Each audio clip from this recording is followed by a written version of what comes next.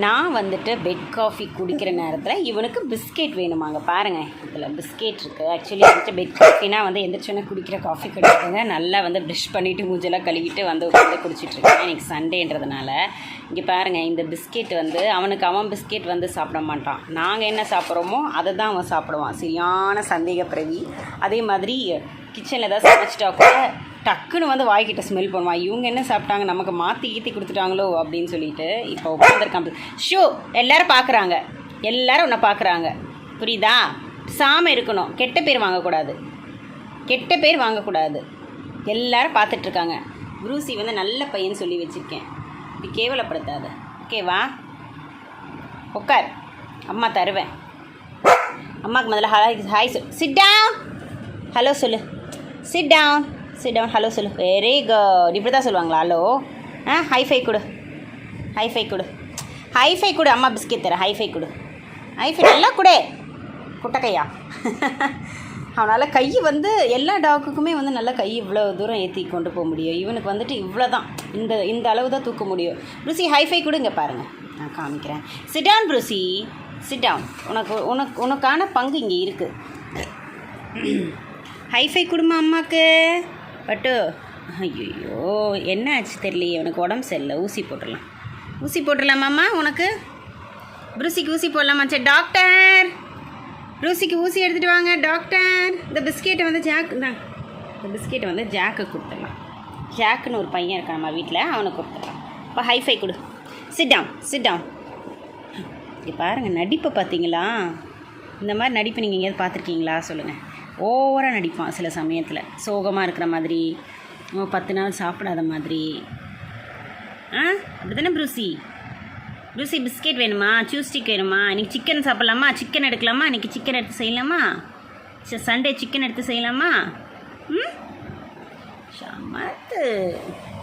So அவனுக்கு வந்து கை வந்து ரொம்ப லாங்காக தூக்க முடியாது. இவ்வளோ தான், இந்த பாருங்கள், இது இருக்குல்ல, இந்த இவ்வளோ தான் தூக்க முடியாதால், அதுக்கு மேலே தூக்க முடியாது. ஸோ ஹைஃபை ஏதாவது நம்ம ஷேக்கனுக்கு நம்ம தான் வந்துட்டு கால் கிட்ட எடுத்துகிட்டு போக முடியும். ஸோ வந்துட்டு குட்டை கை காலில், அதனால் சரி அவனுக்கு அந்த பிஸ்கெட் கொடுத்துடலாம். இந்த ப்ரூசி இந்தா, இந்தடி சமத்து. கொடுக்கல உடனே அவங்க அண்ணன்ட்ட கம்ப்ளைண்ட் பண்ண போகிறான் பாருங்கள்.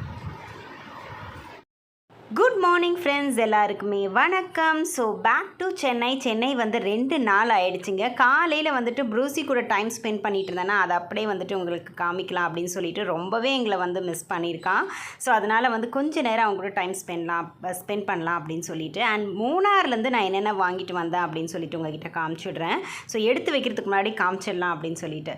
ஸோ மூணாரில் வந்துட்டு தேங்காய் எண்ணெய் வந்து ரொம்ப நல்ல குவாலிட்டியாக கிடச்சிது. ஸோ சமையலுக்காக 2 பாட்டில் தேங்காய் எண்ணெய் வாங்கிட்டு வந்தேன். வைன் வாங்கினேன். அதுக்கப்புறம் வந்து ஹனி வந்து இந்த ஹனி வந்து நல்லா இருக்குன்னு அக்கா சொன்னான், அதனால் வந்துட்டு ஹனி வாங்கினேன். தேங்காய் எண்ணெயில் வந்து சமையல் செஞ்சால் ரொம்ப நல்லாயிருக்கும். நீங்கள் அவியல் அதெல்லாம் ட்ரை பண்ணிங்கன்னா ரொம்ப நல்லாயிருக்கும். அது மட்டும் இல்லை, ஒரே ஆயிலை வந்து நம்ம யூஸ் பண்ணிகிட்டு இருக்கக்கூடாது. கொலஸ்ட்ராலுக்கு வந்து தேங்காய் எண்ணெய் ரொம்ப நல்லதுன்னு சொல்லுவாங்க.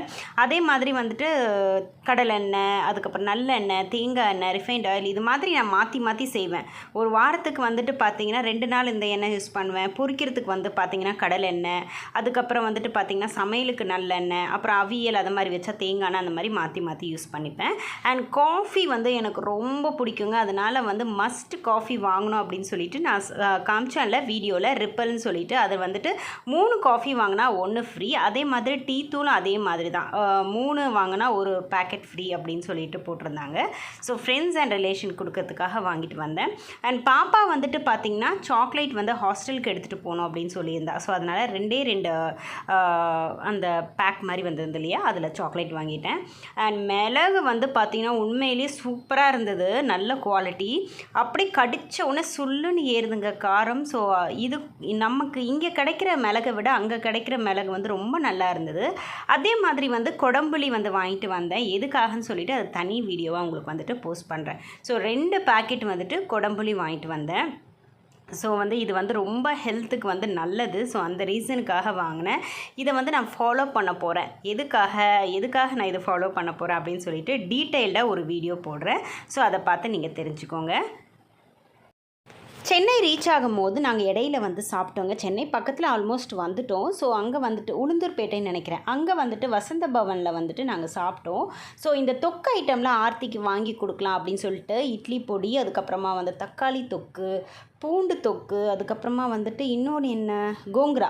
ஸோ இது எல்லாமே வந்துட்டு பாப்பாக்காக வாங்கினேன். ஏன்னா வந்துட்டு அவங்க சுடுசாதெல்லாம் வந்துட்டு ஹாஸ்டலில் போடும்போது சப்போஸ் அவளுக்கு பிடிக்காத குழம்பு ஏதாவது இருந்தால் இதை போட்டு பெரட்டி சாப்பிட்டுக்கலாம் அப்படின்னு சொல்லிட்டு அண்ட் இட்லி பொடி வாங்கினேன். இட்லி பொடி வந்துட்டு மோஸ்ட்லி வந்து நான் அம்மா அரைக்கிற இட்லி பொடி தான் எனக்கு பிடிக்கும். பட் இந்த இட்லி பொடி எதுக்காக வாங்கினேன்னா சமையல் செய்யும் போது இந்த பொரியல்லாம் செய்கிறோம் இல்லையா, அதில் போட்டால் ரொம்ப டேஸ்ட்டாக இருக்கும். ஸோ அதை வந்து நான் பண்ணும்போது காமிக்கிறேன். ஸோ இவ்வளோ திங்ஸ் தான் நான் வாங்கிட்டு வந்தேன். இதை எடுத்து வைக்கிறதுக்கு முன்னாடி உங்ககிட்ட காமிச்சிடலாம் அப்படின்னு சொல்லிட்டு வேலையெல்லாம் முடிச்சுட்டு மத்தியானம் போல் நாங்கள் வந்துட்டு ஷாப்பிங் வந்திருக்கோங்க. வண்ணாரப்பேட்டைக்கு தான் வந்திருக்கோம். ஸோ நிறைய யூடியூப்ஸ்லாம் பார்த்தேன். பாப்பா அளவுக்கு வந்துட்டு இங்கே வந்து குர்த்திஸ்லாம் கிடைக்கிது அப்படின்னு சொல்லிட்டு பார்த்துட்டு தான் வந்தோம். பட் வந்து எதுவுமே அவளுக்கு வந்து சூட் ஆகலை, ரொம்ப லூஸாக இருந்தது. அதனால் வந்துட்டு மோஸ்ட்லி எல்லா கடையும் நாங்கள் சுற்றிட்டோம். லாஸ்ட்டாக வந்து ஒரு கடை இருந்தது. அங்கே பார்த்திங்கன்னா பாப்பா சைஸுக்கு நிறைய குர்த்திஸ் வந்து இருந்தது. அவளுக்கு வந்து ஃபிட்டாகவும் இருந்தது. எக்ஸ்ட்ரா ஸ்டிச்சஸ் எதுவுமே போட தேவையில்லை, அப்படியே மாட்டிட்டு போகலாம், அந்த அளவுக்கு கரெக்டாக இருந்தது. ஸோ அதனால் இங்கே வந்து அவளுக்கு தேவையான 5 குர்த்திஸ் வந்து நான் வந்து வாங்கியிருந்தேன். அது மட்டும் இல்லை, அவளுக்கு வந்து அளவு எடுத்து டெய்லர்கிட்ட கொடுத்தாச்சு. வீட்டில் இருக்க மெட்டீரியல்லாம் வந்துட்டு தச்சு வச்சுட்டா பாப்பா வந்து போகும்போது எடுத்துகிட்டு போகலாம். அது மட்டும் இல்லை, நிறைய சாரீஸ்லாம் இருக்குங்க தைக்காமலே உடுத்தாமலே. ஸோ அதெல்லாம் வந்துட்டு பாப்பாவுக்கு வந்து குர்த்திஸாக தச்சிடலாம் அப்படின்னு சொல்லிட்டு அதுவுமே எடுத்து வச்சுருக்கேன். இப்போ வந்து ரெகுலர் யூஸ்க்கு எடுத்துகிட்டு போகிற மாதிரி வந்து குர்த்திஸும் வாங்கியிருக்கேன். அது மட்டும் இல்லை, கல்ச்சுரல் ப்ரோக்ராம் வந்து வருது அப்படின்னு சொன்னால் அதுக்கேற்ற மாதிரியும் குர்த்திஸ் நான் வாங்கியிருக்கேன். ஏன்னா வந்துட்டு மூணார் போனதே வந்து நாங்கள் லாஸ்ட் மினிட்ல தான் வந்து பிளான் பண்ணோம். ஸோ வந்து பாப்பா வந்து இன்னும் 5 டேஸ் தான் இருக்குது காலேஜ் போகிறதுக்கு. அதனால் வந்துட்டு டிலே பண்ண வேணாம், ஷாப்பிங்லாம் முடிச்சிடலாம் அப்படின்னு சொல்லிட்டு ஷாப்பிங் வந்தாச்சு.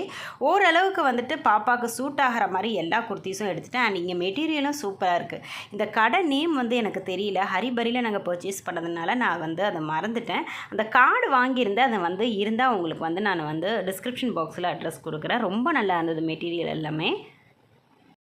இந்த வீடியோ வந்துட்டு பாப்பா கிளம்புறதுக்கு முதல் நாள் நைட்டு எடுத்ததுங்க. ஸோ வந்துட்டு நாளைக்கு நான் கிளம்பிடுவோமா, அதனால் இவன் வந்துட்டு இன்றைக்கி என் கூட தூங்கட்டும் அப்படின்னு சொல்லிட்டு உள்ளே கூட்டிகிட்டு வந்தால் பெட்ஷீட்டெல்லாம் எடுத்து போட்டு ஒரு ரகலை பண்ணிட்டான். திருப்பி மடித்து அதில் படுக்க வச்சுருக்கேன். நான் இப்போ அவனை திட்டிகிட்டு இருக்கேன். அதனால் வந்து என்னை முறைச்சி பார்த்துட்ருக்கான். தூங்க மாட்டாங்க, நைட்டு வந்து தூங்கவே மாட்டான். பகலில் வந்து நல்லா தூங்குவான், நைட்டு வந்து பயங்கர சேட்டை பண்ணுவான். பெட்ஷீட்டெல்லாம் எடுத்துகிட்டு கட்டில் கீழே போயிடுவான். நாங்கள் கொஞ்சம் அசந்து தூங்கிட்டேன்னு வச்சுக்கோங்களேன், ஒரு பெட்ஷீட் பார்க்க முடியாது. நான் நான் அதனால் முறைச்சி என்னை பார்த்துட்ருக்கான். ஸோ இந்த மாதிரி தான் அவன் சேட்டெல்லாம் பண்ணுவான். அந்த சேட்டையை ரசிக்கிறதுக்காக என் பொண்ணு வந்து நைட்டு உள்ளே கூட்டிகிட்டு வந்திருக்கா. இங்கே பாருங்கள் நைட்டு பண்ணுற சேட்டையை. தைலண்ட் டப்பாவோட பாக்ஸ் எடுத்துக்கிட்டு இந்த இடத்தையும் இப்போ குப்பையாக்கணும், அப்படி தானே? சாரி, ஆங்கிள் வேறு மாதிரி வச்சு எடுக்கிறேன். தெரியுமா, நீங்கள் பார்த்துருக்கீங்களா புருசி கொடுக்க மாட்டேன் சொல்கிறது? தலையை ஷேக் பண்ணுவான். புருசி கொடுமா அம்மா கொடுக்க மாட்டியா ஊருக்கு கிளம்பியாச்சுங்க. நானும் தம்பி பாப்பா 3 பேரும் போயிட்டுருக்கோம். ஸோ வந்துட்டு காலையிலே வந்து உங்களுக்கு பேக்கிங் வீடியோ, பாப்பாவுக்கு என்னென்ன கொடுத்து விடுறேன் அதெல்லாம் வந்துட்டு வீடியோ எடுக்கணும்னு நினச்சேன். பட் டைம் இல்லாதனால என்னால் கவர் பண்ண முடியல. முக்கியமாக எங்களை யார் தேடுவானா, ப்ரூசி தான். ஏன்னா இப்போ தான் மூணார் போயிட்டு வந்துட்டு 1 வீக் கிட்ட ஆகுது. திருப்பி அம்மாவை எங்கடா காணும்னு சொல்லிட்டு கண்டிப்பாக தேடுவான். ஸோ ஹஸ்பண்ட் இருக்கிறதுனால கொஞ்சம் மேனேஜ் பண்ணிப்பான் அப்படின்னு நினைக்கிறேன்.